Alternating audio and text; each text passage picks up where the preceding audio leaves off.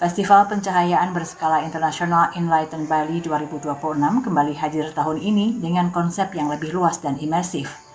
Mengusung tema Pasar Malam, festival 4 hari ini akan menjadi ruang kolaboratif yang mempertemukan dunia seni, sains, budaya, hingga perkembangan masa depan industri pencahayaan lighting.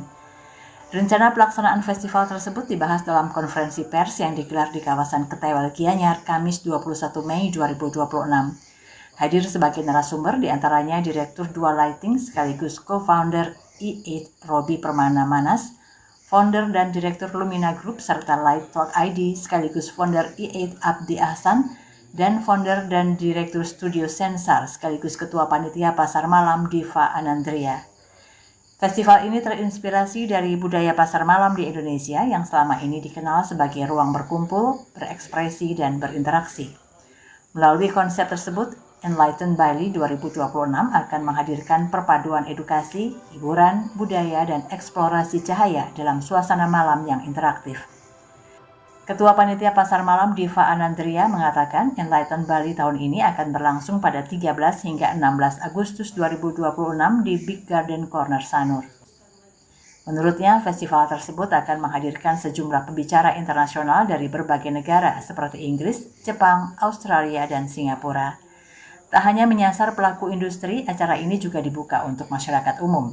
Sekitar 20 eksibitor akan berpartisipasi dalam festival tersebut dengan pilihan tiket seminar, tiket area pasar malam, hingga tiket khusus pelajar. Diva menilai pencahayaan bukan sekedar elemen estetika, namun memiliki dampak besar terhadap kehidupan manusia sehari-hari. Ia menjelaskan pencahayaan yang tidak tepat dapat mengganggu ritme biologis tubuh termasuk mempengaruhi produksi hormon. Diva juga mencontohkan penelitian sebelumnya yang menunjukkan perubahan desain pencahayaan pada ruang belajar anak mampu meningkatkan kemampuan motorik dan daya ingat. Selain menghadirkan seminar dan diskusi, konsep pasar malam juga akan dipenuhi unsur hiburan. Pengunjung dapat menikmati area UMKM, kuliner, pertunjukan seni, hingga Creature Walk of Fame yang menampilkan karakter budaya seperti barong sebagai bagian dari atraksi interaktif. Dan kenapa direkomendasikan untuk datang ke Enlighten Bali adalah sebenarnya balik lagi pengetahuan ya, kita semua kan manusia nih, dan kita udah tahu kalau lighting itu sangat penting hubungannya dengan manusia, baik itu psikologi maupun fisiologi.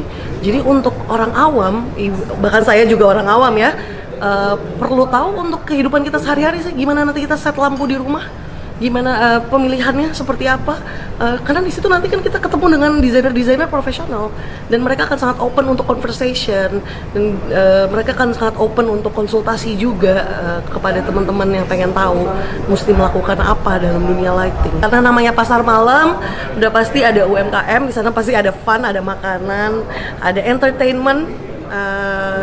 Di sana juga nanti ada booth-booth minuman juga, jadi memang tidak hanya trade show aja, tapi akan ada funnya juga, ada performance. Nanti kita ada yang namanya Creature Walk of Fame, jadi ada barong landung, barong rangda yang akan muter-muter di area pasar malam untuk foto-foto mungkin sama teman-teman, jadi ada banyak entertainment site-nya juga. Di sisi lain, perkembangan teknologi kecerdasan buatan atau Artificial Intelligence AI juga mulai masuk ke industri pencahayaan. Founder E8 Abdi Ahsan menjelaskan, AI telah dimanfaatkan untuk membantu proses pengambilan keputusan dalam proyek lighting, meski belum mampu sepenuhnya menggantikan peran desainer. Tak hanya teknologi, isu lingkungan juga menjadi perhatian dalam festival ini.